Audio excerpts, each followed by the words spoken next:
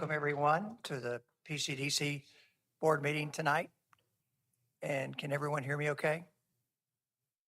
Very good. My name is Darrell White, and as president, I will call this meeting to order at 6:06. And if you would, as we open, we're going to open with the Pledge of Allegiance for Texas, the United States first, and then lastly, we'll have a moment of silence.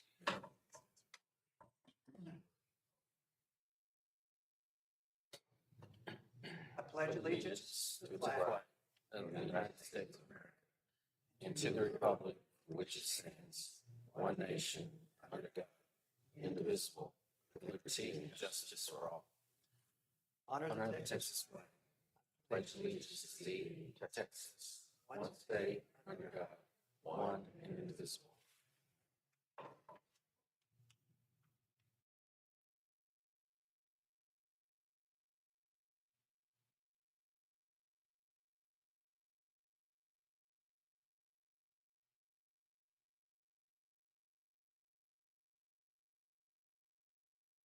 Thank you.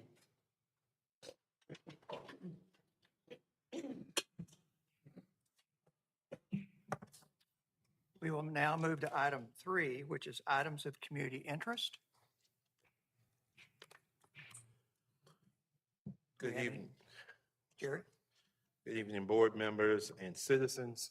We want to just highlight the obvious for many of you who come into this room and have had meetings in this space. We made a few upgrades. There were some technical difficulties that were occurring with the PowerPoint projection screen. So we made some upgrades so that people would be able to see what was being presented. And folks weren't squinting eyes and turning around trying to see the screens. And so hopefully now you'll be able to hear the meetings very clearly on YouTube and the host of other streaming platforms so that the public can get a chance to hear what's taking place as it relates to economic development here in their community. The next slide. So oftentimes we hear about the tilt walls. What's happening with the tilt walls? Why is there so many tilt walls here in the space? Are we going to build another tilt wall? Are we going to allow another tilt wall? And so what we decided to do was we wanted to start a video series that talks about and highlights the different businesses that are here in this community. 3D printing real end-use parts which are used in The different builds, airplanes. These are real parts which have real mechanical strength. So what we can do today with powder metal materials produces not prototypes, but real end-use parts which are used in industrial applications all over the world. The additive manufacturing industry itself is growing, and in turn we are growing. And being in Pflugerville has been amazing for us to be able to expand our location without having to move.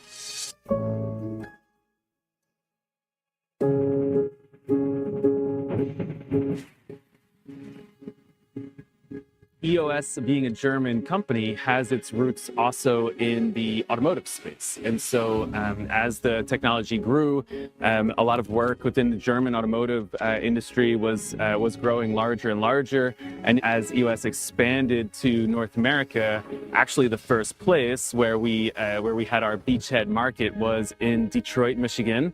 UT was one of the pioneers of the industry, one of the pioneers of the technology. And so there's been a long-standing track record and history of additive manufacturing coming out of the University of Texas. Pflugerville has been one of the fastest growing tech cities over the past decade. It's one of the fastest growing cities in the US. Although we had our roots in North America in the Detroit area, Texas, and specifically here in the Pflugerville zone, has been crucial for us as we do a lot of international shipping. Not only do we have great access to the airports in Austin, but also the Houston ports. Our machines are large and heavy, so we either send them by airplane or by boats around the world. And having manufacturing here in the Pflugerville space allows that great balance of proximity to shipping, great travel access with the airport being close, great talent access with the university. And Pflugerville really offers that excellent balance between the growing tech scene in Austin and the manufacturing space that's necessary, not just locating tech companies, but the infrastructure around those tech companies and the maker scene to make the dreams and the visions a reality. So the tier 1, the tier 2 suppliers that are also located in the Pflugerville area make it really attractive to be here. So we have service business lines, consulting business lines, we have end-use parts manufacturing business lines, and we also have machine manufacturing business lines, which all happen here in a town which is small but has those capabilities. There's an industry-friendly atmosphere in the Pflugerville area, and so yeah, we've had a great time being here. Connect with the local community in Pflugerville, reach out to PCDC, visit, stay at the local hotels, and interact with the ecosystem. I think you'll quickly find your connections there. You'll find a community that is welcoming and a manufacturing scene that will really help spur your business.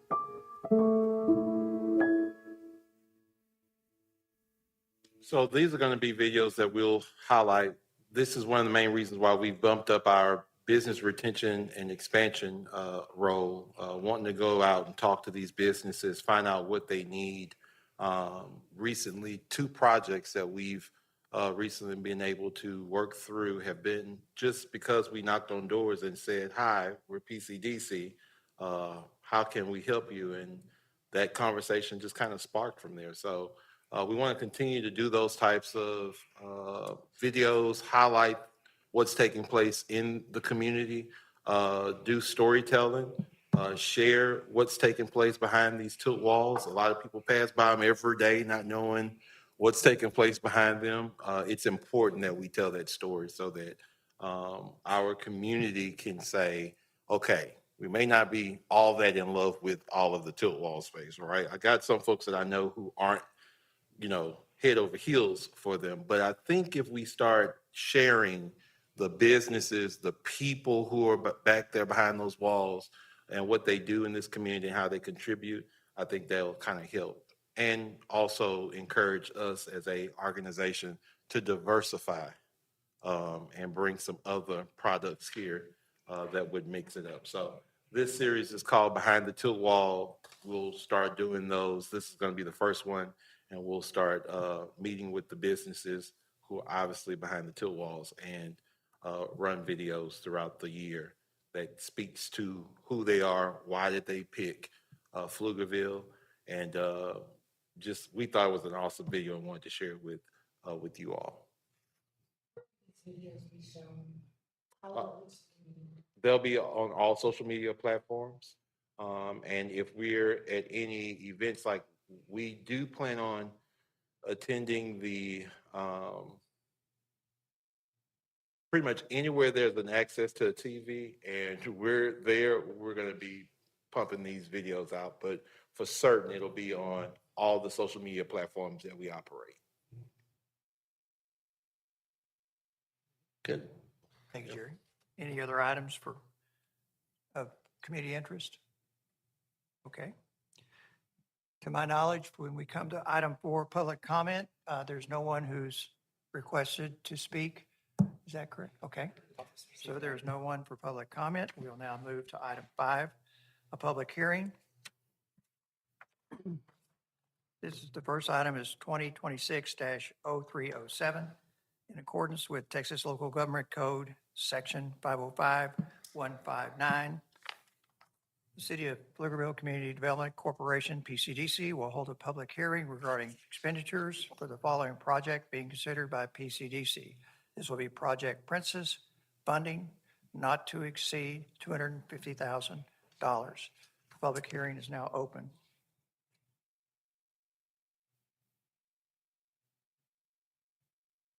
Is there a motion to close the public hearing? Okay. I second it. Okay. GJ, motion to close, and Mark, second. We'll vote in order. I'll call. I'm first. Aye. Aye. Aye. Okay. We have aye, which was also, we'll take in the affirmative as a yes. So it is to close. We'll We'll now move to item 2026-0308, also part of item 5, public hearing. That is in accordance with Texas Local Government Code, Section 505.159, the City of Pflugerville Community Development Corporation, PCDC, will hold a public hearing regarding expenditures for the following project being considered by PCDC.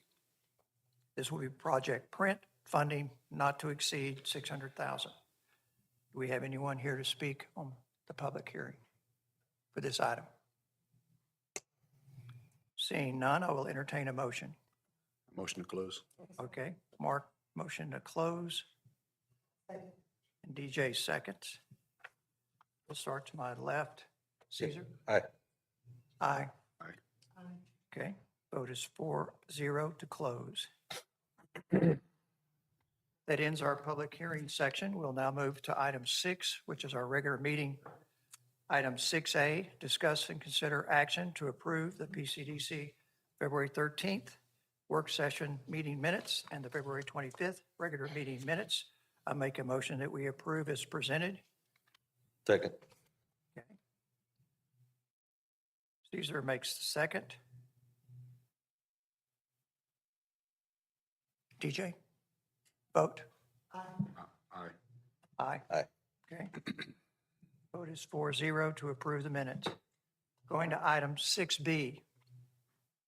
Review and discuss the PCDC February 2026 staff report to the Board of Directors. Jerry, the floor is yours. Good evening, board and community again. I'm going to really do something that is extremely shocking to everyone. I have no comments on this item tonight. But I am available if you all have any questions about the report. And as our board members know, our packet information has the written report. So, and if anyone in the public made available. So, okay. So this is a review and discuss. There is no further discussion on this item. We will now move to item 6C. That is presentation and introduction of a new legal counsel and litigation counsel for the Pflugerville Community Development Corporation. And Jerry, I'll let you introduce Yes. Stanley. So we have with us tonight our new general counsel. His name is Stanley Springerly. Correct. Good. I love it when I get people's names right. Of Denton, Navarro, Rodriguez, Burnell, Sante, and Zek, PC, and who will serve as our new general counsel. We just want to say welcome, and we look forward to working with you. So, want to? Yes, and I have a question for council. I think I already know the answer. But because we had already voted and supported and directed Jerry to negotiate and bring you into position, we do not have to vote to approve you because I think that's already done. Correct. Thank you. And then also, I'd like to recognize our new legal litigation counsel, who is Attorney Blair Leak of Wright and Green Hill PC. Very good. And that is the presentation. Yes. Thank you welcome. very much. It's an honor and pleasure to be here. Yes. Thank you. You promised to ask lots of questions. So that completes the introductions for our legal counsel. And we'll now move into item 6D. And we have the pleasure of Dr. Shepard being with us tonight with Pflugerville Independent School District. As I read item 6D, it's received presentation from the Pflugerville ISD Superintendent regarding optimization overview. Dr. Shepard, Good evening. please. Thank you. Thank you for having us this evening and for making yourselves available for us on relatively short notice.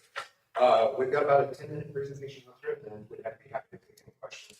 We're going to talk about our optimization work, which hopefully you've already heard about in some form or fashion in the community. This is something we kicked off right before spring break. We've been working hard at this for the last couple of years.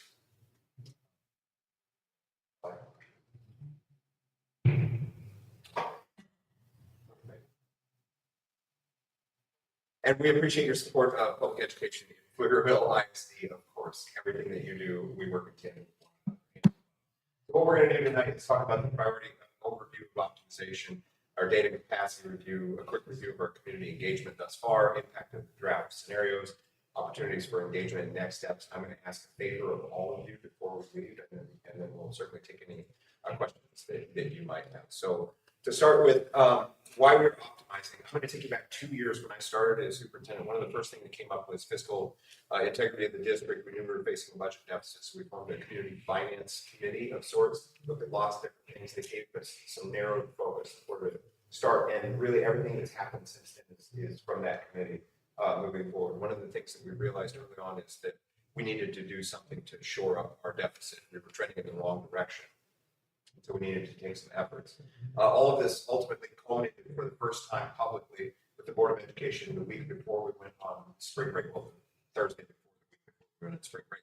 We then spent the week before spring break working hard on at the campus level, meeting with parents and community members and teachers, had 9 meetings, community meetings to talk about what the scenarios are, what they mean. There were 12 scenarios total. Talked through all of that, took a bunch of questions. We've opened a public thought exchange, which is an online place for reflecting thoughts to hear from the community. And now coming back from spring break, we're reaching out into community events like this to share with you all what's happening and why. So first and foremost, obviously, the number one job of any school district is safety, making sure kids are safe. Number 2, academic wellness and health. So we want our kids to be in high quality seats at all times. And third, it's our responsibility to the taxpayers and fiscal responsibility to those taxpayers. We put all of that together, and we know that we want to expand equitable access to high quality programming, like I said, high quality seats for each and every student in our district. And that really has led us down the optimization path.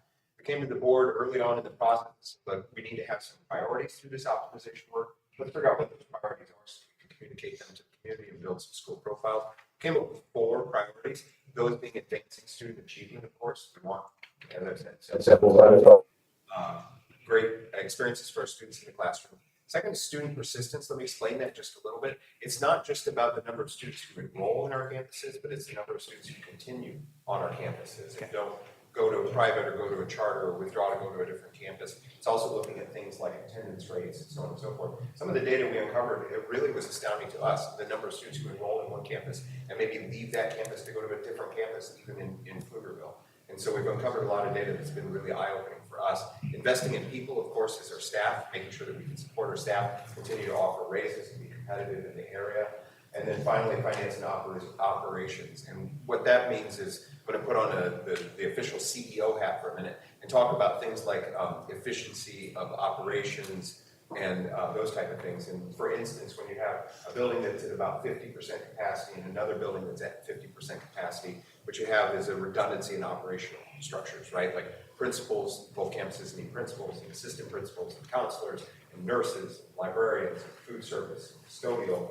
And that redundancy of operations, of course, costs more to operate schools. And ultimately what that means is less resources go straight to the classrooms and to the kids, which is where we want to put them first and foremost.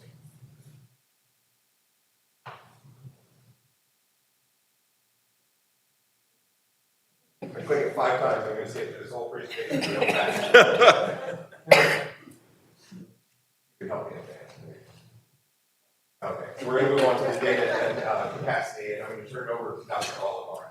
Good evening, and thank you again for having us. We are very grateful to share this space with you. We're going to begin by presenting our budgetary realities because it's important that we ground ourselves in our decision process around why the need for optimization. So there are 3 key data points for you here. First, our budget is $6.7 million reduced due to less state and local revenue, and that is due to lower enrollment and average daily attendance rate, which is how we're funded in public schools. Second, if you've heard of Robin Hood, this is how our state education finances. We are part of a recapture district, which means we have to send money back to the state. Our payment fluctuates year to year, and we've seen a slight increase in that. So that there went another 8.1 million. And then this year we're operating at a deficit for the current year of 10.9 million. That is not because we have been fiscally irresponsible. That is because our enrollment levels are not where they need to be. And we have fixed costs, namely staffing, that we have to account for. I am going to try this. Ooh, thank you. Okay, you're going to do this. Thank you. But the story doesn't end there, right? The gap continues to widen. So projections for our 2026-27 budget show an increased deficit of 18.2 million. That is because we have to factor in education savings accounts or vouchers that have just come to fruition, and they're going to impact us next year. So we have to prepare fiscally for that, along with the decline in enrollment, low birth rates, which means that we just have some compounding challenges that we're facing. I want to be clear that the challenges that we're facing are not just in Pflugerville ISD. This is not a district that people are running away from. This trend of declining enrollment is across the state and frankly, across the nation. Several states actually are facing this predicament as well. And there are three big reasons for that. First, our student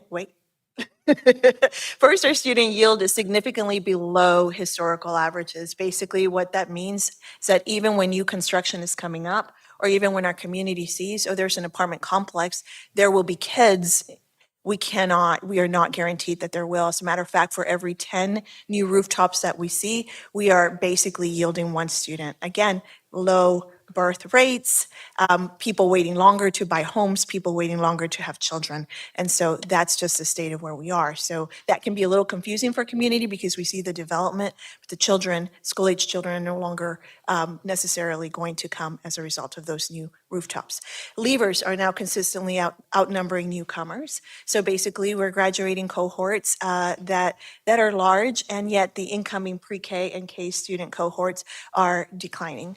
And then our housing market challenges, increased interest rates, et cetera, just make it harder for people to be able to afford or are waiting to buy homes. Okay, so this chart basically captures our current state.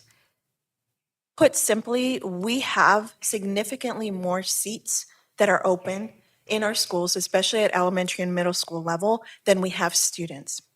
So there is a sweet spot when it comes to capacity, and that typically is between 75% and 90% utilization rate or capacity rate that you want for your schools. Anything below 75%, you're really stressing out the system. You're like stretching your resources really thin. You're basically running very low enrolled elementary schools, for example, under 500 students, but they each need a nurse, they need a principal, they need teachers, right? And so you're stretching your resources pretty thin when you're below that 75% threshold. When you go above that 90%, now you're really straining and putting pressure on your system, right? On things like gyms, parking, your classroom spaces, and so you don't want that. So that sweet spot is between 75 and 90% of utilization. So when you look at that and our distance from that 75% for elementary schools, it's roughly 3 elementary schools that we're looking at. When you look at reaching that 90% utilization, we're looking at 6 elementary schools.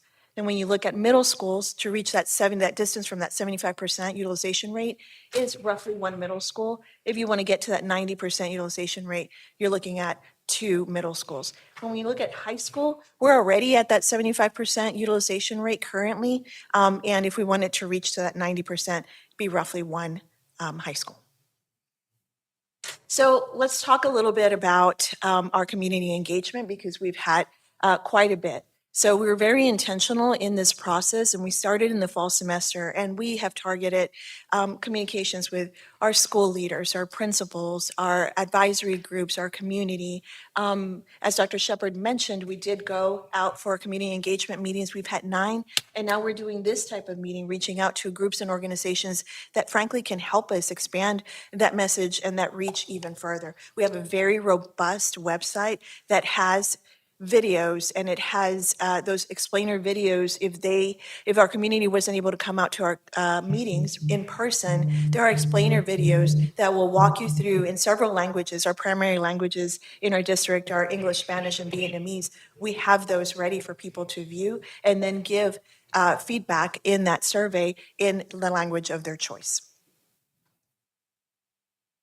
So let's talk about these draft scenarios, and we really want to emphasize that these are draft scenarios. Our school board of trustees has a pretty significant decision upon for consideration in May. Between now and then, we're looking at community feedback. We're looking at where might we need some refinement. So really want to emphasize that no decisions have been made. These are not final, but we did put forth, based on those priorities, the following elementary school scenarios, and there are 6. And at a very high level, I want to tell you that those scenarios are all about maybe consolidating some schools where we can, repurposing facilities to be more efficient, rezoning so that we can be ready in case our attendance patterns fluctuate, and redesigning some of our schools so that we can try to attract some of our students back from charters or private schools.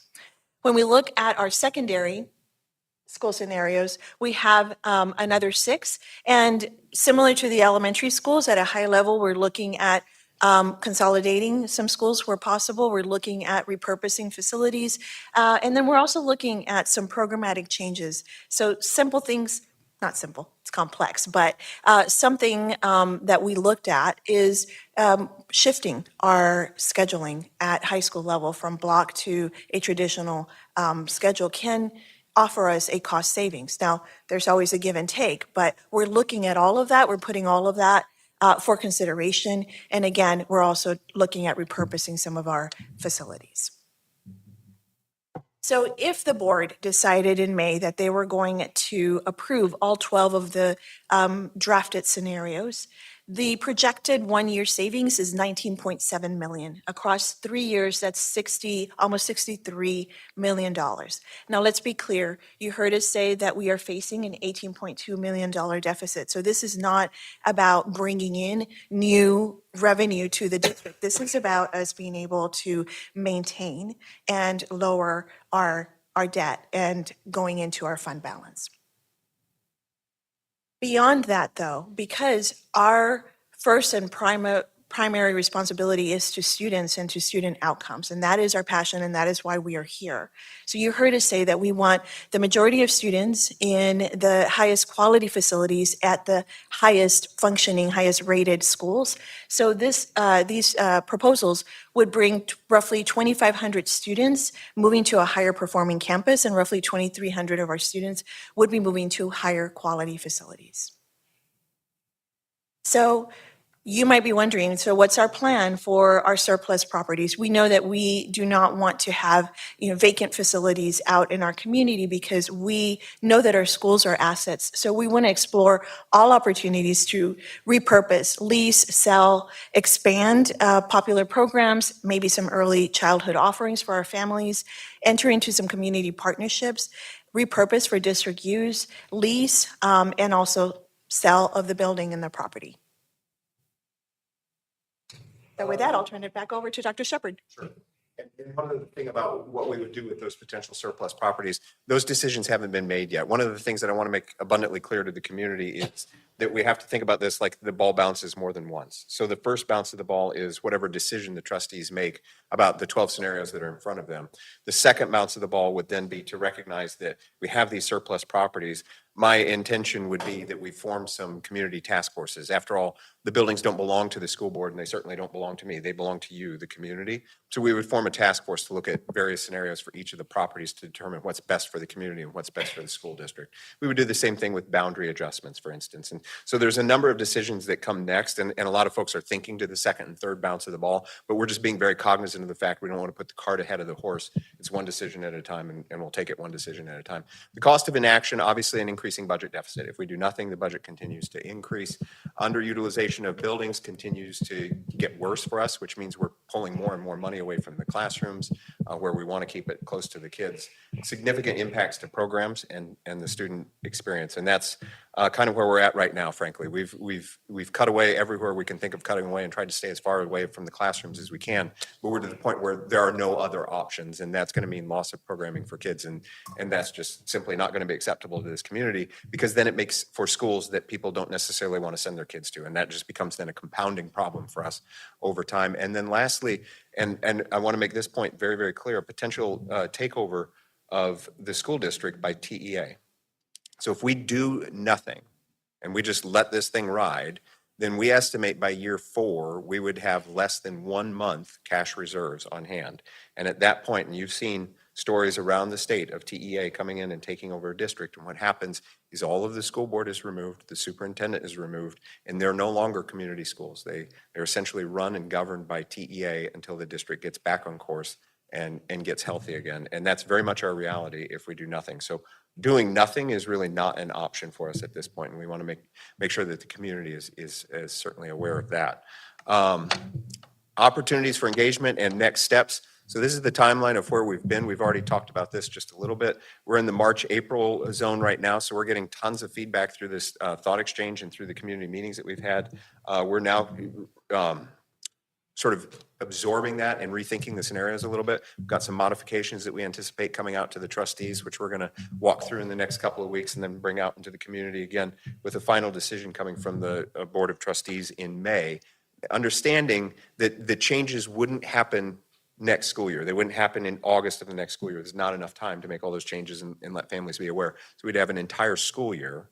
That's where we would have that roughly $10 million budget deficit that we move through, and then we would start to enact it after that the following year, giving everybody ample time to adjust. I'm going to put 2 QR codes up here, so feel free to get out your cell phones if you'd like to snap this. If not, you can go directly to our website where you can find all of this information. The first one will take you to the exchange itself. So this is this online platform where people are sharing their thoughts and ideas about the 12 different scenarios. If you decide to participate in this exchange, I would strongly encourage you to participate in all 12 of the scenarios.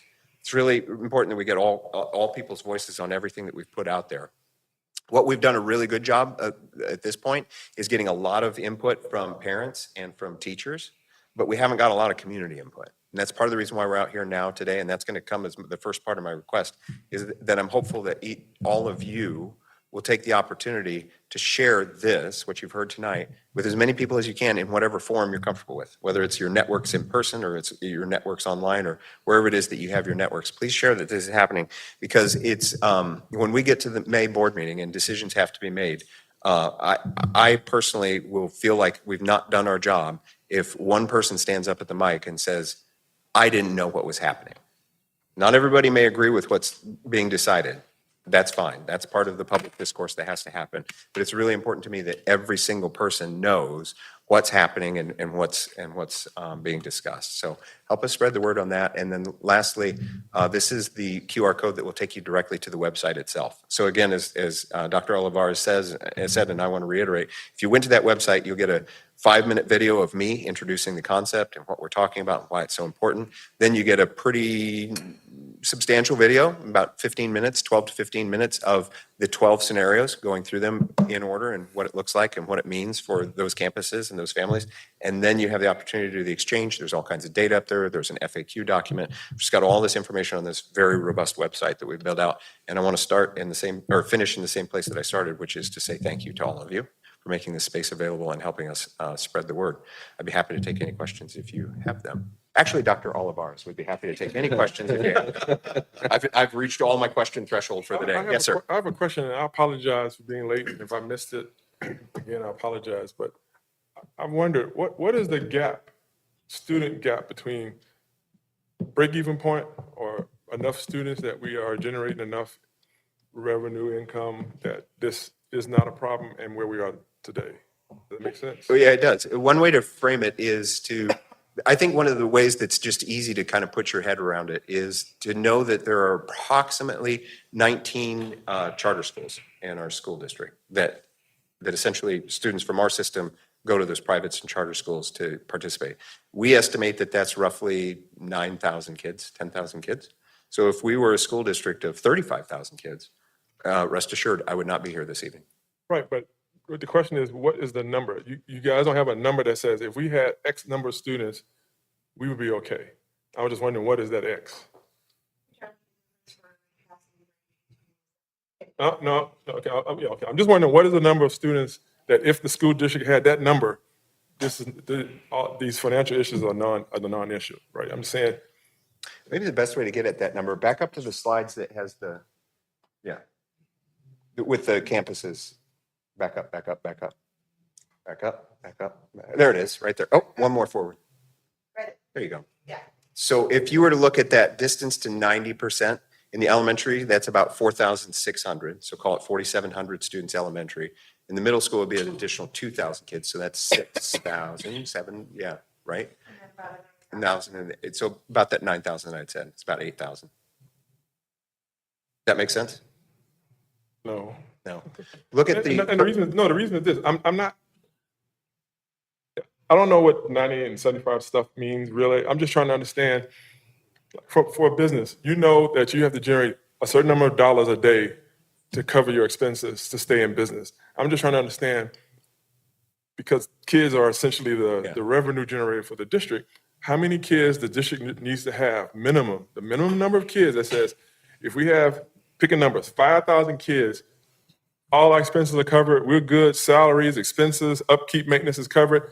Anything over 5,000 is gravy. I'm trying to understand, what is that number? Does that number exist that says, sorry? I'm going to turn, no, it's a good question. It's a great question. I'm going to turn it over to our CFO. It is a great question. So we estimate that that number would be about 3,000 additional students, but just realize that that number would fluctuate based on the increased costs Right. that we would incur if we had those 3,000 students and possible additional facilities that would be needed if we continue to grow.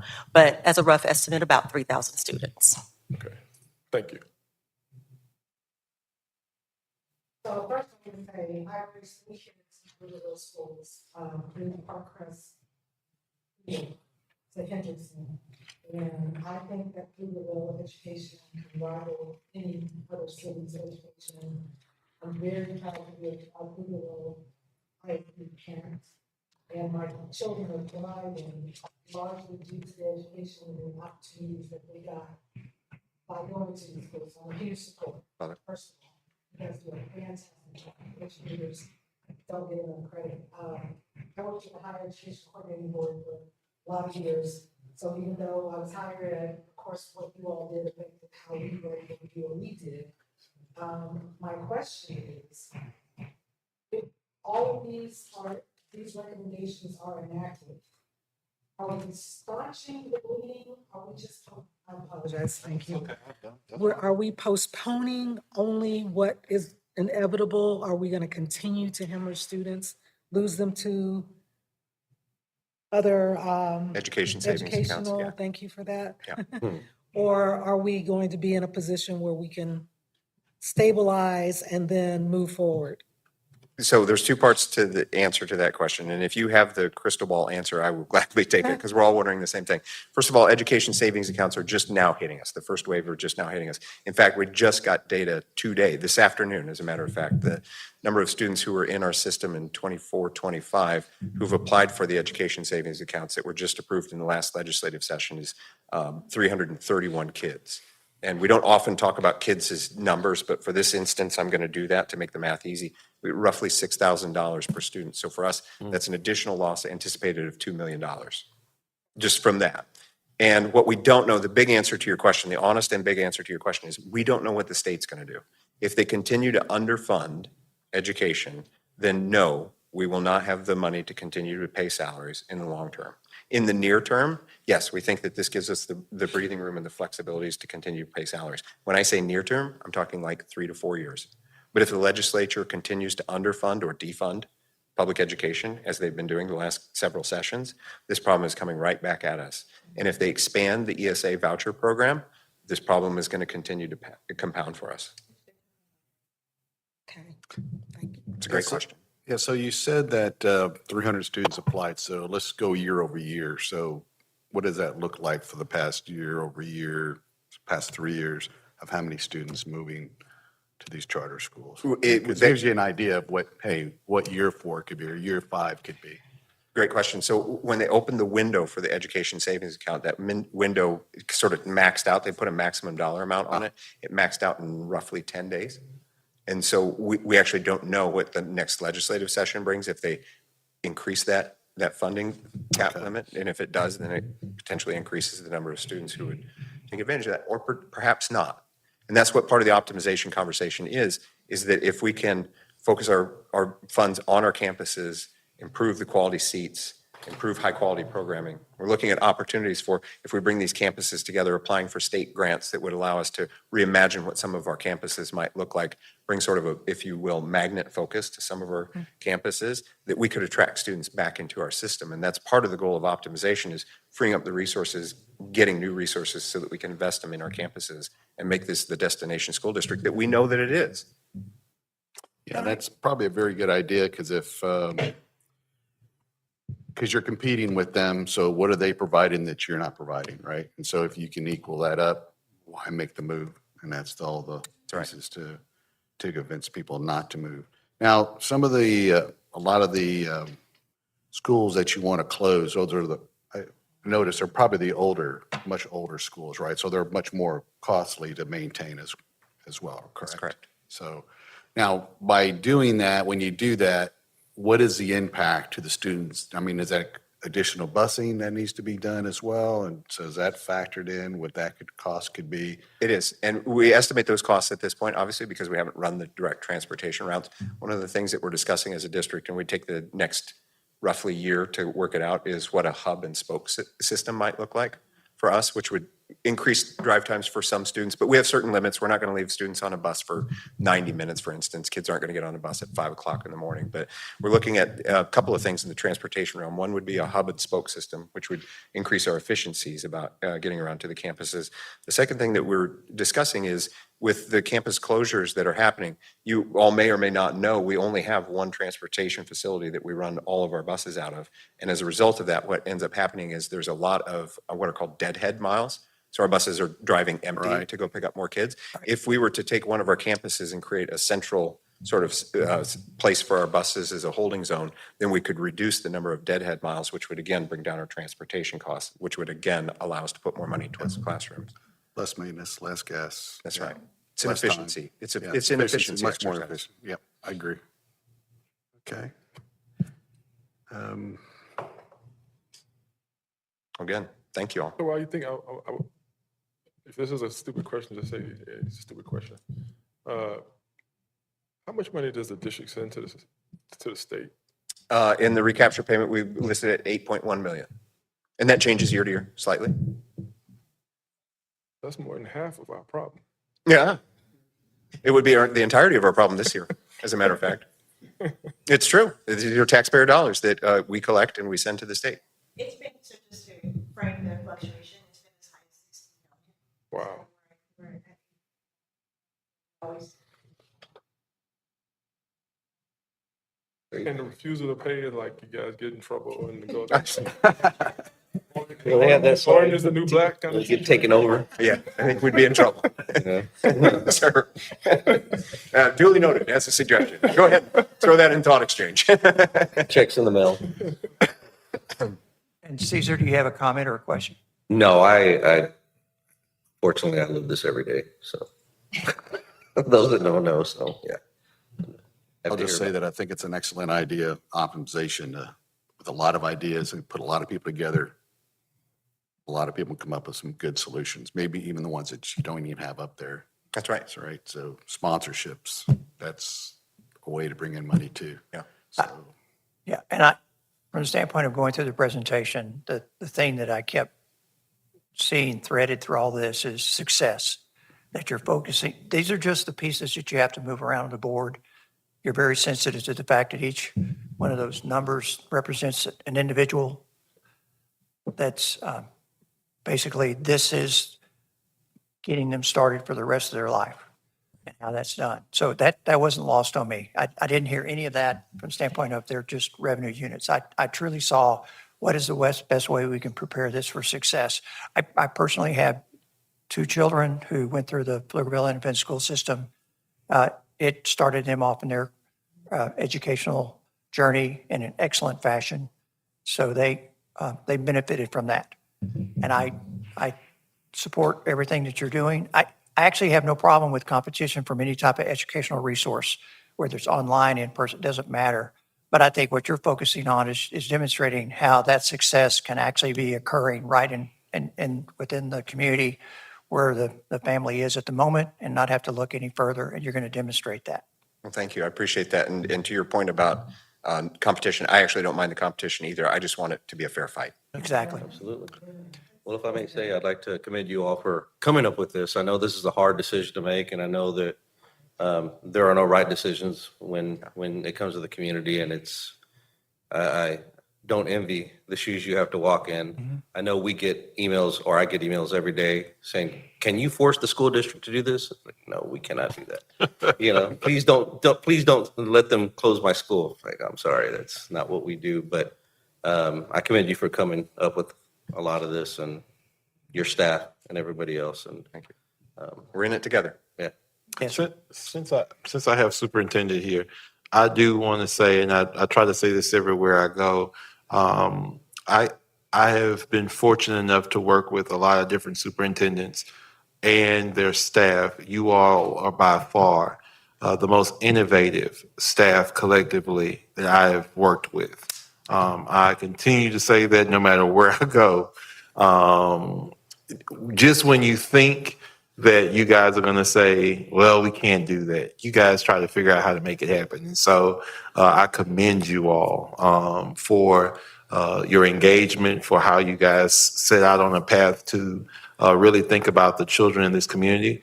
And you definitely make economic development a little bit easier. So I really do appreciate you guys and for our partnership and our teamwork. So Thank you. Thank you. I would say one thing, it'd be great if you come back and tell us where you guys stand, what you come up with, and Be happy what to. help you may need as well. We'd be happy to and appreciate that offer. Thank you. Thank you. Thank you. Have a good rest of your evening. Thank you. Thank you, Dr. Shepherd. Oh, and then we're going to go ahead and take our leave. If you don't- Thank you all. Please don't be offended. No. Thank you. Thank you're you taking all. everybody with you. JLL. Can we move to JLL? Can we move to J- Okay.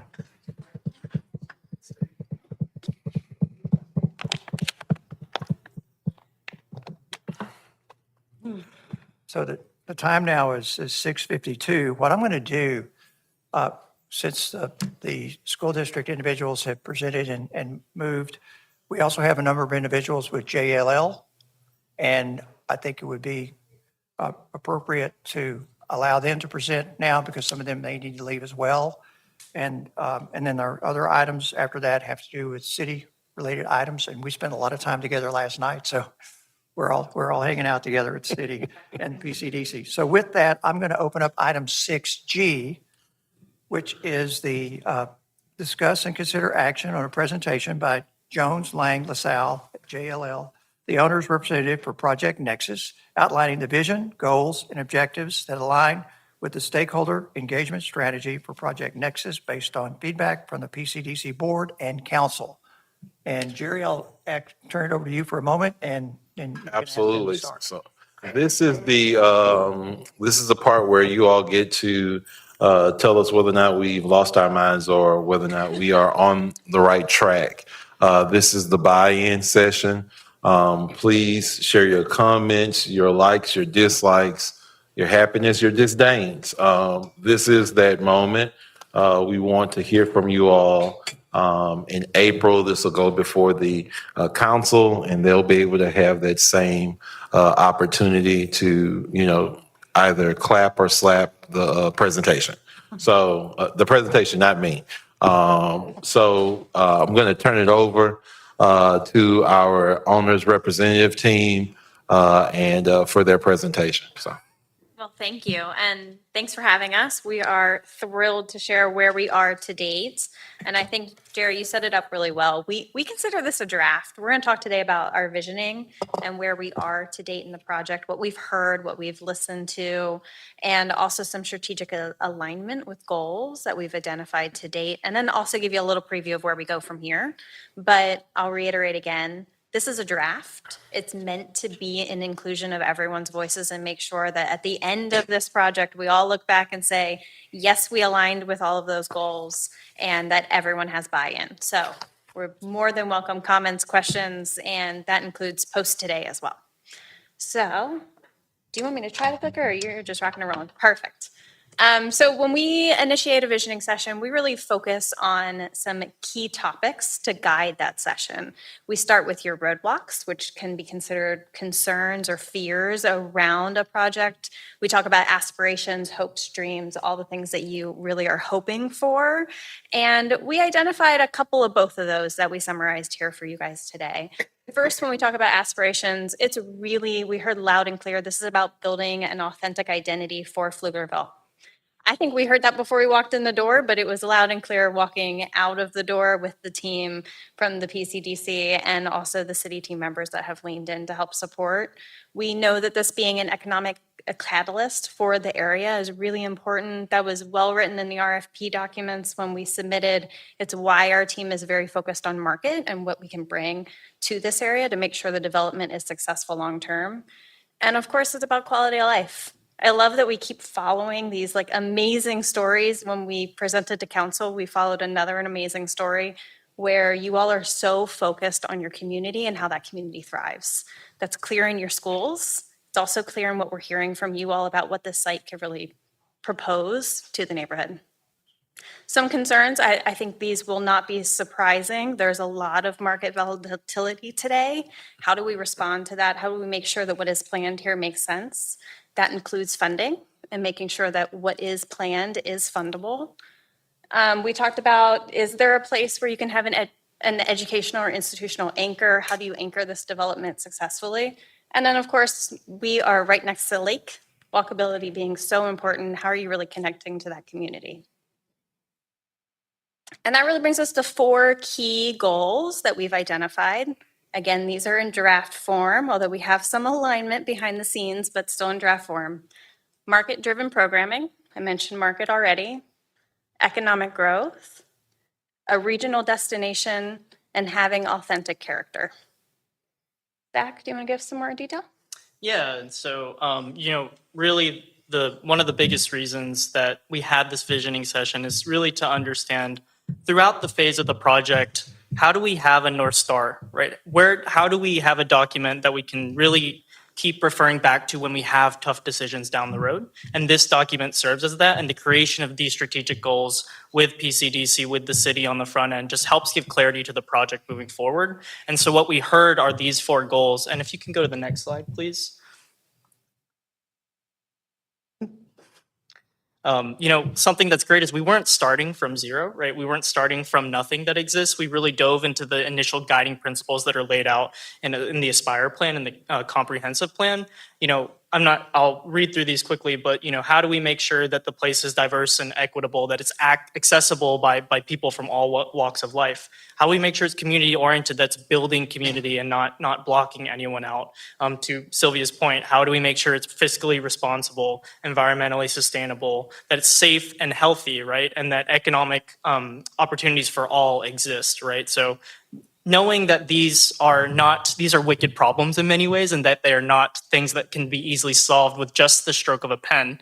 The reason that they're there is because we built them, with you all through consensus. And like I said, is what we are going to keep going back to when the project, when those wicked problems arise, and every project does, right? And a project of the scale will have those wicked problems. How can we make sure we're aligned and making sure that we're all moving in the right direction? Next slide, please. We also looked at PCDC's mission and the vision statement of the 2040 plan.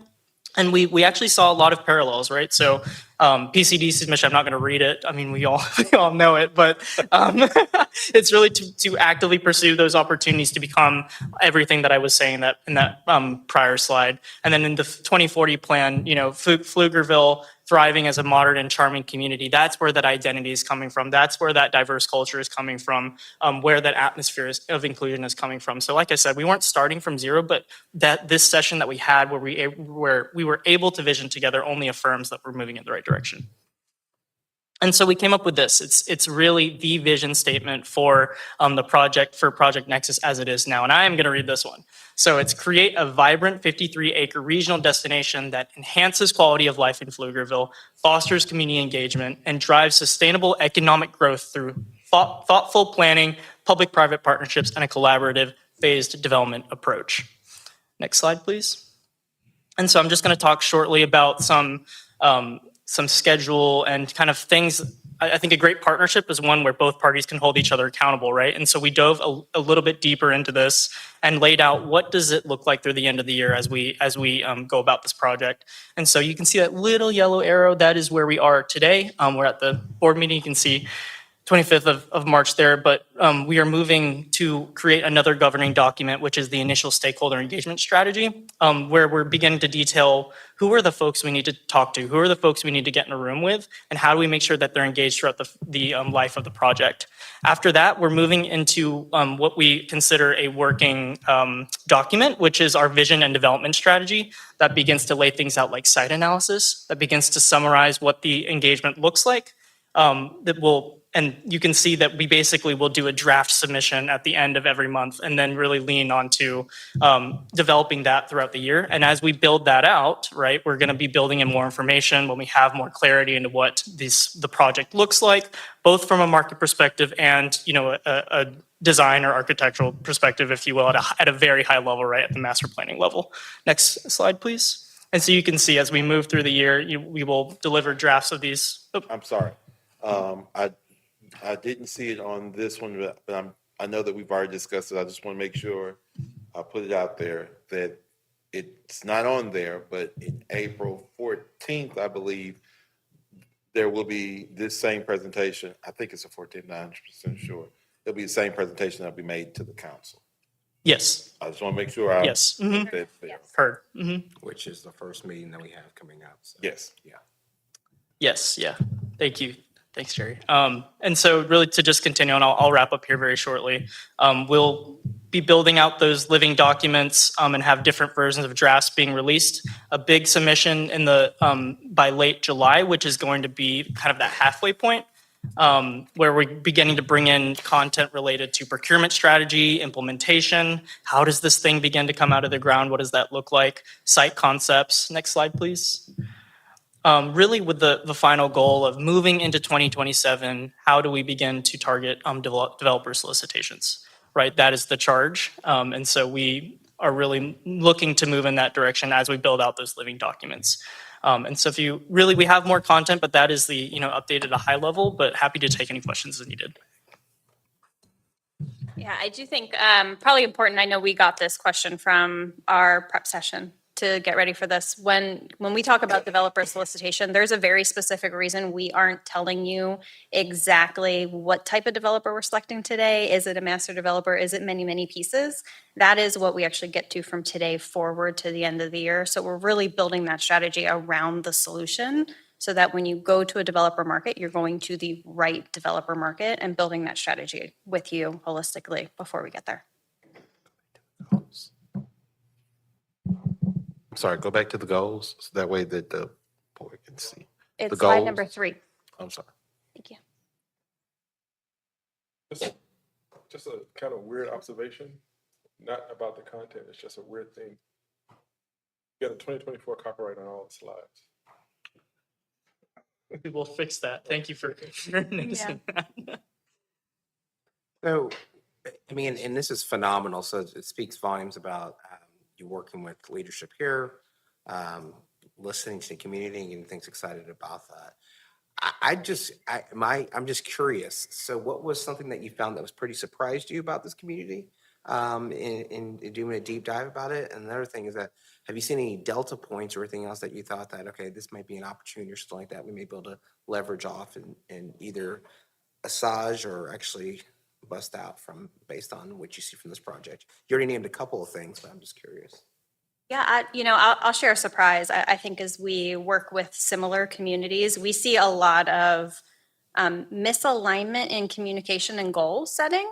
And, working with PCDC and working with the city, that is a place where we often see misalignment in goals, we'll just put it there. But working through that visioning session, it was very clear in the room that goals are very aligned and most of them are around your people. It's not necessarily surprising, but you would be shocked at how often we go into cities and don't see that kind of just holistic thinking about how are you really supporting your constituents in a way that is received on both sides and not kind of butting heads together. So it's been thrilling to get to know both sides of that team and as they blend together. Granted, everyone has different priorities. We understand that, but the top line goals were really consistent between all the parties.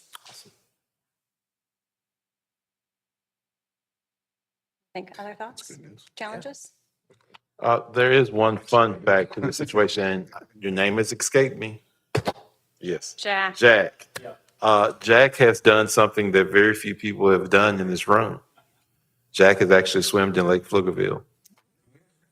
It's why we have him on the team. That's why he's on the project. You know, decisions you make 7 years ago will get you on projects 7 years later. That is maybe the most shocking fact that we learned. I know I was shocked when I heard it. We did learn a lot of really great personal facts about the team too. We don't need to reiterate those today, but it was a fun learning session all around. Cool. I'm the new person on the board, so if this question is not directed to the right people, just let me know. I heard you talk about alignment with the city goals and with PCDC goals. How much feedback have we gotten from the community and where does that focus come in? That is a fabulous question. I'll start and then Jerry, by all means, if you want to pull back in. So the way our process works is we start with PCDC and the city, going through what the collective vision is for that team. We then initiate community engagement after that point. That's why we call this a draft document, because we know the focus on the community won't always align, or maybe the language will tweak over time, but how those two fold together is really important from today forward. Part of Zach shared our next deliverable is that stakeholder engagement plan. That's really the community engagement plan and how we really reach back out. But great question. Ditto. Well, I was going to say ditto, but I can't. So it's really important. And that's another reason why I keep stressing about the council will have their opportunity to buy in, provide feedback, just like you all are. We want to make sure that before and this was both PCDC and city both felt that before we step out there and start talking to the public about Project Nexus, let's make sure that the goals that we have presented, the objectives, what we're looking at is something that's supported by the board and the council before we move forward. We want to move quickly, but we also want to move smart. And so we want to make sure that we're not getting ahead of ourselves, but at the same time, we don't want to drag the process either. So we're trying to make sure that we're balanced about how we're going about doing this. So they are fantastic. They have definitely every step of the way, even the looks on my faces whenever we're in meetings and something is either said or done, somebody quickly picks up and go, okay, maybe we need to revisit that.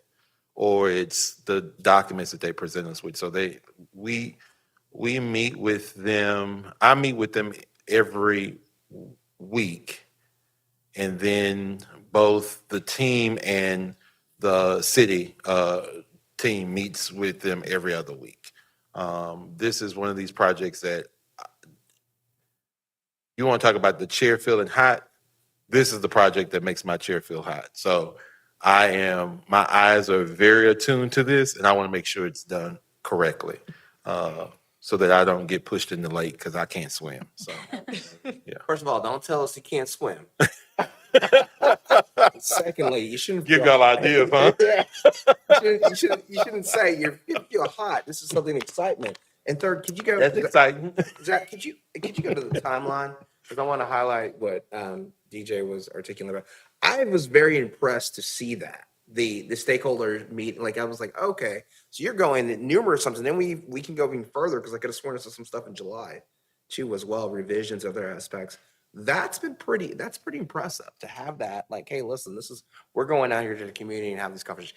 PCDC, I'll be frank, they've always had a history of doing that. This organization has always done a really good job of going to the people and saying, okay, this is it, and then taking the feedback. Council can do a better job of taking that feedback. And I think that's pretty exciting to see all baked in, automatically what you got. Well, thank you. It's some of the fun part, honestly. Just bring popsicles. If you're going about a lot, you bring popsicles. All right, popsicles. Well, Jerry, I'd be remiss if I didn't say that you've just been a great partner with us so far. We're so excited about where this is going. We have to sign we have to sign that payment. You already signed the contract. It's okay. Brought it up. But no, really, we've just been welcomed with open arms and have just enjoyed our touch bases. They've been fun. We've had a lot of laughter throughout the time, which is a great place to be, and we've enjoyed the partnership with you all. So thank you for And I'm having gonna us. ask the hard question Please. before you go. Please, please. What, is there anything that you need that you're not getting? Are there any challenges that need to be addressed that we as a board need to consider? Now is your time to let us know. Oh, Don't look this way. That's a great question. I won't Don't- make eye contact. That's a great question. You know, as much as we are really excited to lean into the community engagement and how we engage with your neighborhoods, no one knows them like you do. So who the right entities are to reach out to, how we really grow out that platform is really important after today. And I think your expertise on who are the right people to engage, how has it worked well in the past, what we should potentially avoid is the place where we would love your buy-in. And I'll also add, you know, we have starting points for, you know, who do we, that was part of what the visioning was who do, like, where do we start, right? But something that we've seen is it's really great to meet people where they are, right? And sometimes there's really wonderful overlaps that can happen when there's other events that are being put on either. Pflugerville, for example. Yes, exactly. Either by PCDC or the city or some other, you know, public department or entity that we feel like we can lean into, because also we've heard, you know, people sometimes just don't like to go to different meetings for all the different things, because these are all, you know, really holistically building the community. They're not all, you know, separately working on different goals. They're all trying to achieve very similar goals. So that's why we laid out kind of the initial plan, but that's where we think we could use more feedback. Well, we may or may not have a couple of veterans events that are coming up right here that we might be able to get some feedback on. Yeah. Very good. And I want to thank you for the way you're engaging with us as well. Lake Pflugerville is a diamond for our community. It's getting a lot of attention now, but I think part of that attention is helping people understand truly how valuable it is. And the fact that this piece of property sits right next to it and looks over it, I think could not be at a better location. So thank you. Absolutely. Exciting. We will forward this document to you all outside of the entire packet and give you guys some time to make comments or review it, ask questions, and we'll send that feedback to JLL. We'll have the copyright of 2024 on it or 2000. It won't have. It is just, it's our standard JLL copyright. They only do it so many years. We need better legal counsel. I just laughed when Oscar was like, "Hey, this is all good, You're not but available. you can't have him." Thank you all. Went through a process to get him. We can't. Great job, guys. Can't share. Is there any, again, it says discuss and consider action, but really, is there any action that we need to take other than we've received the input? I would ask this body to either express support or the opposite. I want to make sure that as we move forward every step of the way, that this board is either saying we buy into this and we support this, or if we don't, we need to have a further conversation on what's missing. Can you support what? The whole project in Goals. general? Really. Oh, the goals, okay. And if you go, that's one of the main reasons why I said Same. go to the goals. Because that's the bulk of the entire, do you agree that the goals of this project should be market driven, that it should be economic growth, it should be a regional destination, and that it should have authentic character? If that is, this page here is what you're supporting, you're telling us to proceed with these goals. Or by not giving Or negativism, change. by not giving negativism, we show we support. Correct? Yes. I mean, by not. Wondering what money shot moments are. Okay, I'm glad you asked that question. That is my phrase, so I want to be very, I'm glad you asked that. That is my phrase. I'm so glad you guys asked that question. So whenever you think of a community, what is the first place you think of? Yeah. And that's what we call the money shot, right? That's the picture that every time it pops up, you're like, oh, I already know where that place is. And so we're wanting to hopefully create something that when people see it on magazines or see it in publications or see it on videos, you automatically know where that's at. He knows what it means. I know, but I'm glad I'm glad he brought it out because I said it and I think some of JLL team was like, money shot, what? So I think they put that on there to crack a joke, but they probably drove off saying, I can't believe he said money shot.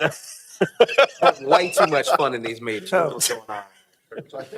I think it's the strategy and the milestones that would be the agreement. Yes. That's not just not the goals here, but what's been presented today that we're aligned, that we think that we're going in the right direction. I think that's what. Correct. So I'll make a motion that we affirm the presentation, the direction of the presentation today, that it, as a board, that it describes goals which are truly specific, manageable, well thought out, but more importantly, achievable. I think everything that's up there is achievable with what we're working with. Oscar seconds my motion. And Well, go ahead. may I, a discussion, please? Yes. By passing that or by voting for that, well, I just want to make sure that we're not limiting ourselves. We're not. Okay, by voting on this direction, that we're not disallowing ourselves the ability to change course in the Right. future if they come back with other Correct. The nature of- recommendations. That's a great clarification. The nature of my motion is to validate and support what's been shared so far. That So far. That, All in my right. opinion, I got you. is on track with what we should be doing. Okay. And also keep in mind when the council touches this document in April, they could see something that they may say, well, we would like to add this to it, or we'd like to, and you That's know. why I just and- didn't want to yeah. make sure we. No. we But cover I think. This will remain draft for quite some time. Correct. It's a living document. There you go. Yes. Good question. So that's my motion. We have a second by Oscar. DJ? Aye. Absolutely. Oh, wait, I think it's yes here. Aye. Aye. Aye. Okay, 5-0 approved. Thank you very much for your time. Thank you. Thank you. Gracefully sneak out too. No, we need you to stay. Thank you. Take care.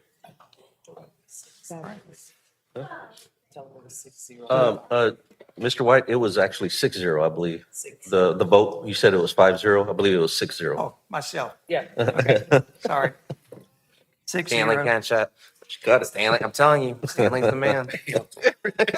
Yeah. Oh, I said she got it. It's not me. Lisa's like, what's going on? Yeah. Awesome. So the time is 7:18, so let's continue with our order on the agenda, going to 6E, discussion and consider action regarding locating Floresville Community Development Corporation's offices in the future City Hall building. Emily, the floor is yours. Good evening. Thank you. Appreciate y'all having me tonight. I've met most of you. Emily Barone, Assistant City Manager. I was asked this evening to bring back this item to you, which you heard last August by our City Council Subcommittee for City Hall. And so I'll hit some highlights. It's just really a reconsideration if the board would like to consider having PCDC offices in City Hall. City Hall, as you've seen, is under really active construction right now. We've got walls going up and we've got masonry going in, and so it's a really exciting time in construction for this project and still on track to be substantially complete in November. I can't use the clicker either. There we go. So here's just an image of the front of City Hall. When you're in the future, when you're standing in the plaza looking across Main Street, that's that street right there. This will be the view of the front entrance to City Hall. On the left-hand side of the screen is the cafe. On the right-hand side where those windows are closest to the street will be council chambers. And the building, which is 4 stories in the rear there are the City Hall offices. It's a couple of just renderings as we'll kind of walk around the building. This is just same Main Street view, just at the northwest corner. What you see there is a green roof that will be enjoyable from the kind of break room and EOC training room on the second floor of City Hall for staff to utilize and enjoy. This is an image of the rear of the building.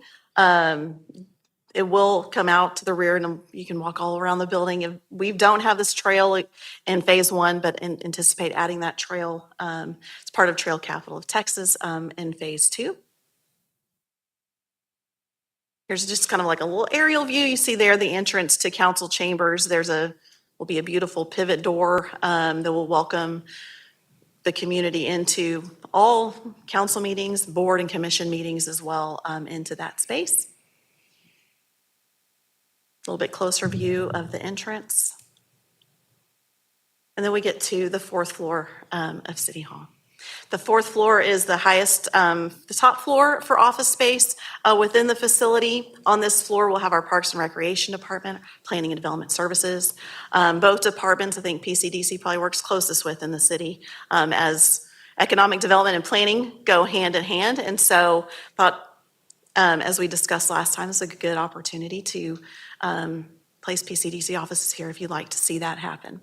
At the north red rectangle there is office space, would perceivably be Jerry's space along with his assistant director. Then there's additional spaces. I think previously we had shared that there's opportunities to kind of put comms and marketing together on the first floor, though we understand that that's important for the PCDC team to stay in close proximity and there's space to accommodate all 7 positions of PCDC on the fourth floor. I think there's one more. Here's a little bit closer view of that. There's a conference room just immediately adjacent to the office space there, and I think one of the comments was, could it be branded for PCDC? And certainly that is the case for that space. There are many conference rooms. I think as y'all have had issues here, we certainly do at the city. I don't think we have any conference rooms left at this point. But there will be a plethora of conference room space, plenty of flexibility for multiple meetings and access to lots of great amenities within the building. And so wanted to share that with you all this evening, answer any questions you may have if this is something that the board would like to consider. I have a question. Go ahead. I'm late into your presentation, but it's just a curiosity. Yeah.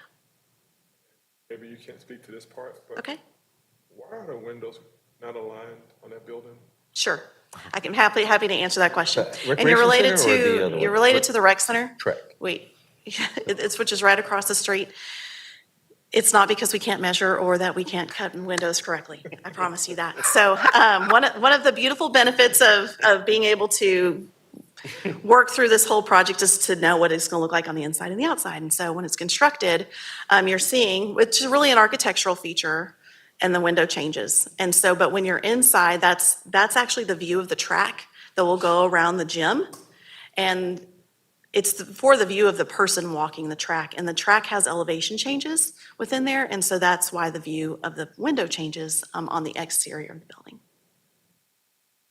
So we call it an adventure track. So you can get if you just want to stay flat, or you can go up and down stairs, variety of workout opportunities. So that's why you see a little bit of an angle at the window on the outside. That's a good question. Yeah. It's probably the question I'm asked the most. Yeah, a lot of people have recognize it. So I have a question. Yes, ma'am. Is the entire fourth floor proposed to be PCDC? If you said that and I missed it, I apologize. No, ma'am. That's my first question. Okay. And if so, why would our comms people be separated from the rest of the staff? Good question. No, the fourth floor will not be all PCDC. It's shared with our Parks and Recreation Department, as well as our Planning and Development Services Department. Initially, and this was prior to your appointment to the board, I presented last August an option to place, our comms team is located on the first floor. there's a lot of collaboration that can occur between marketing and comms from PCDC as well as the city. Thought was that person, there's space there for that person to go there as well. Though some of the feedback I heard was that it's important for the PCDC team to all be located together on the same floor, and they're accommodated in this proposal. Yeah, DJ, I mean, literally, that was one of the first things that Jerry said to me, and he's right. Like, why wouldn't we just have everyone on the same floor? And so, and then additionally speaking, why wouldn't PCDC have its own? If we have all this conference space, why wouldn't it have its own conference room? So that's what I conference room to.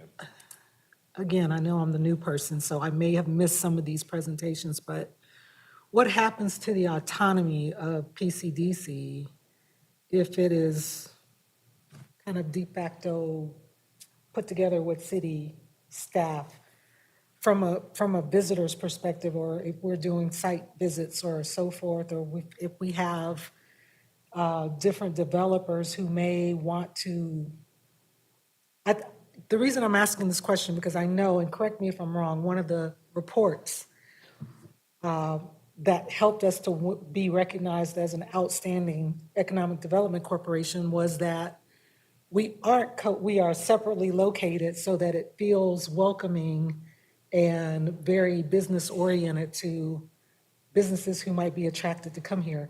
Am I missing a disconnect in that line of thought? And where did that go in the consideration of this? You're not missing it. That is one of the key elements that we have to consider. Okay. It's a circumstance in any business decision. It's what do you give up? What makes you stronger that you leave on the table because of a compromise? So those are parts of what we have to think about with anything we're doing, whether it's the 53 acres or where we locate our office or how we operate, function as departments. And the thing that we've really been focused on has been, from the PCDC standpoint in particular, is we are charged by our city council to be successful in bringing forth every possible benefit to the citizens of Pflugerville from an economic development standpoint. And one of the things that allows us to do that in the most effective manner is maintaining an autonomy to where, as development organizations come in and to our committee and want to consider things, we do not want any kind of barriers to their feeling comfortable in approaching us and discussing whatever it is they have. So that's why you saw that in that report, and that's why those things are brought out on a regular basis from an economic development standpoint. So it's an important consideration. And may I add, this is a beautiful building, like absolutely fantastic. And I'm so excited that we're going to have something that beautiful to kind of anchor our community for our city. Yeah, but that's a concern that I know that I would like to explore further. There's always pros and cons to everything, right? I guess one of the pros would be that, you know, with the city and PCD, I would hope there to be a better relationship to crosstalk instead of, you know, you see people every day and you're able to talk to them and work things out. That's one thing I see, right? The autonomy piece, yeah, I see that as well. But I also thought that part of this process was also to occupy the building for Nexus as well.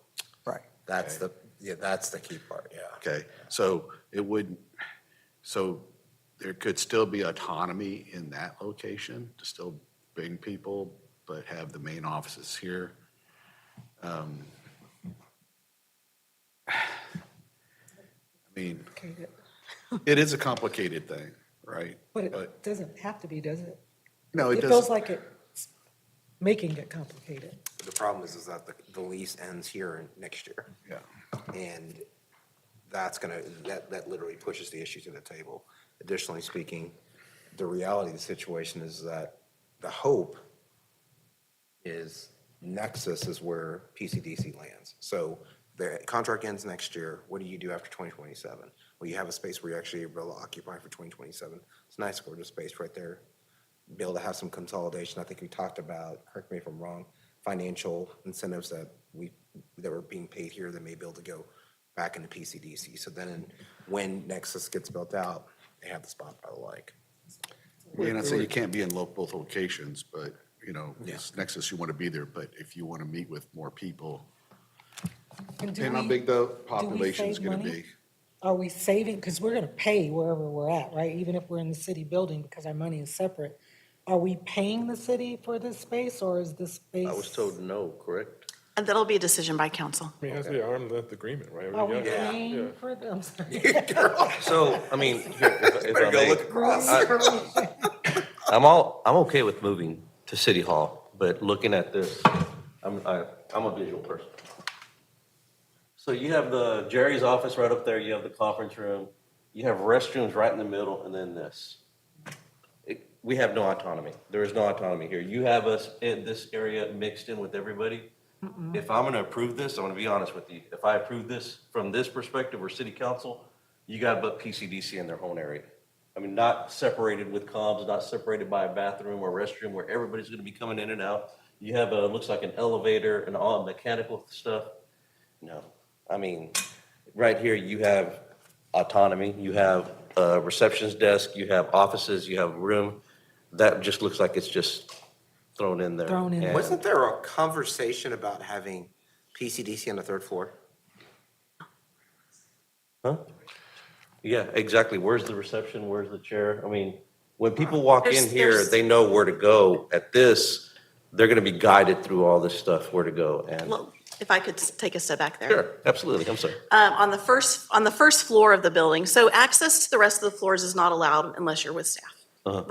City or PCDC, should you go. There's a receptionist desk, so anyone visiting anyone in the city, similar to how you do here, would visit that receptionist, and then that staff person would be notified that their meeting or person is waiting for them in the lobby.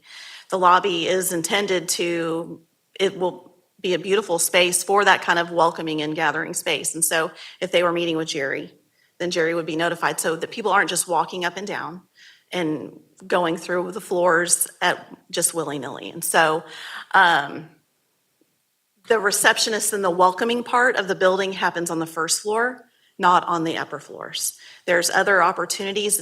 Certainly this conference room is available here. There's also opportunities for conference space. So you could just step to a conference room on the side as well. And so Can you go back one slide? But hold on, but how would that work? This meeting starts at 6. You're going to have somebody on the first floor working at 6 o'clock to bring people. The access. Oh, sir. The access. So meetings like PCDC would occur in council chambers. Your meetings would be in council chambers at the dais like Not in the council conference has. room. Not in a Okay, conference room. Yeah.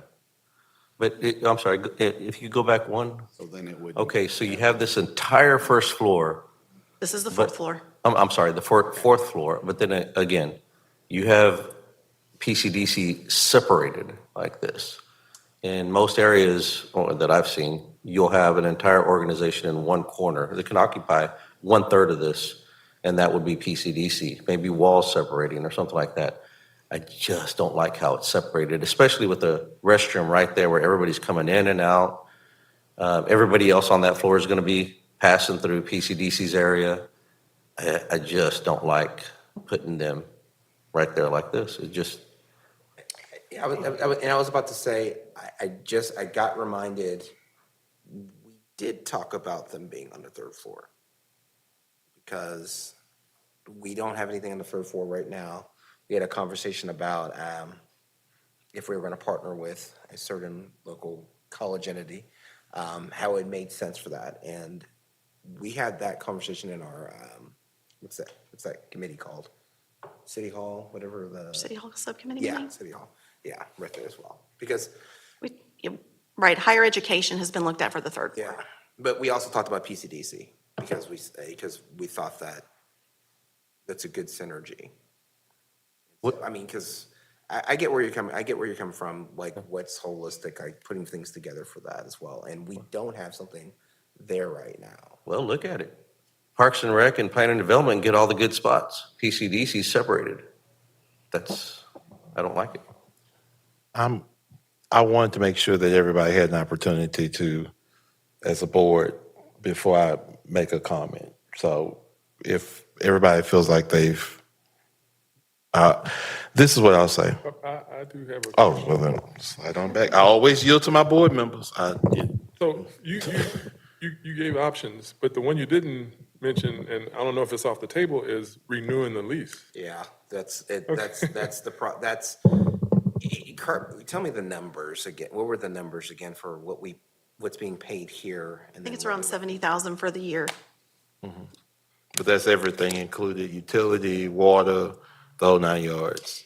And again, we are one of, 92 award-winning 93. 93 economic development corporations, and one of the touch points of that, I recall when they did their presentation, was to talk about how welcoming this space was, and also how important it was that we are co-located with the people who benefit from having us as partners to bring them here. So I just feel, this, it's almost like,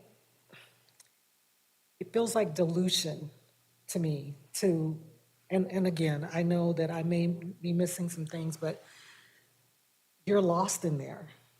The entire identity of what they said we deserve to be recognized for just kind of goes away. And I would agree if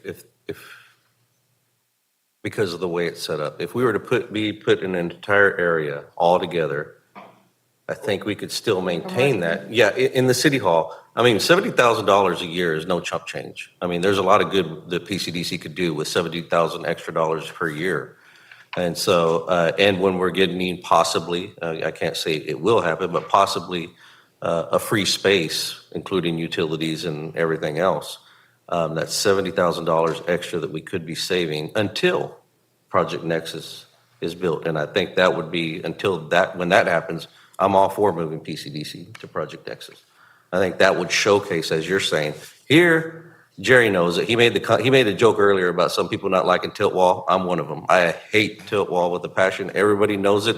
I think all of this is, it serves a great purpose for our city, but it's ugly.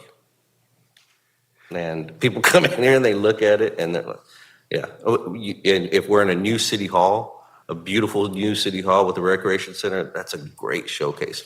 Project Nexus, when it gets built, I mean, how long are we away hypothetically from breaking ground on that one? Maybe 2-3 years? I'd say 3. 3?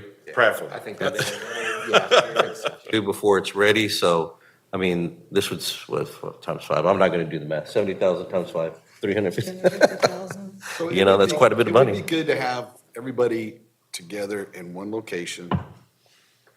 That gives you autonomy, right? I want to, Yeah. Okay. Yeah. since this conversation first started, I want to give some history to this. I learned about this sitting at a city roundtable discussion with PCDC, city roundtable discussion. I want to say it's July when it happened. This entire process has not been collaborative. I've tried a few times to wordsmith this situation, and it seems like I just have to just go on and say what it is. So in July of last year, I was informed that it was happening and that there was nothing that could be changed about that. And then I was asked, and before you ask the question, I was at a city and PCDC roundtable discussion. Oh, I know. And so after it was told to me that we were indeed moving, I was then asked, how did I feel about it? Or did I have any questions or anything like that? The only question I asked was who was on the committee, because obviously if the decision had already been made, there was really no reason for me to have a discussion in that time period. Fast forward, a presentation was made, first floor, our communications person, fourth floor would be the rest of the team. I don't think anybody on the city staff can tell us how many square feet we currently have here in this building. And the only way you would know that is if you had a conversation with the executive director to ask me what my needs are. That has not happened in an entire year. Nobody can tell you how many ports we need. Nobody can tell you how many websites we have for servers, how many spaces we would need. Nobody could tell you how much storage we would need, how many different areas we have here. Nobody can tell you any of that because I haven't had a conversation with anybody because I was told that we were relocating. I'd like to discuss that further, but not in public, Absolutely. because Absolutely. I agree. my perspective is you're completely incorrect, and I think that we need to have a discussion about I that. agree. To launch that publicly, then I feel like we need to have some context publicly. Sure, I can, but I don't want to call out our executive director in You public. just did. Huh? You just did. I think he's calling out our city publicly. No. Yes, you are. All due respect, it's not the city. The way the city presented that is in a sense of, hey, we're going to do this, and we'd like to do this, and that. And you took it as they're telling you what you're going to do. And I think you're completely incorrect, sir. With all due respect, I believe you're completely incorrect. I believe that you, and I also know. Just one second, Caesar. To our city attorney, is it appropriate as an executive session item that we go into executive session now?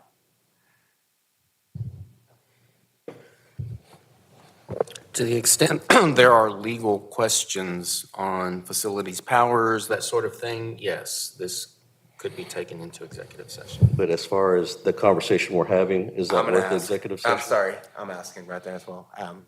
Mr. White, can we please go to executive session to seek legal advice regarding various issues regarding prerogatives, regarding powers versus cities versus economic development corporations? Okay, so if our attorney on our board is comfortable that we have established it and our new attorney has addressed that, we are, for those purposes, going into executive session. Yep. Recording stopped. 7:41.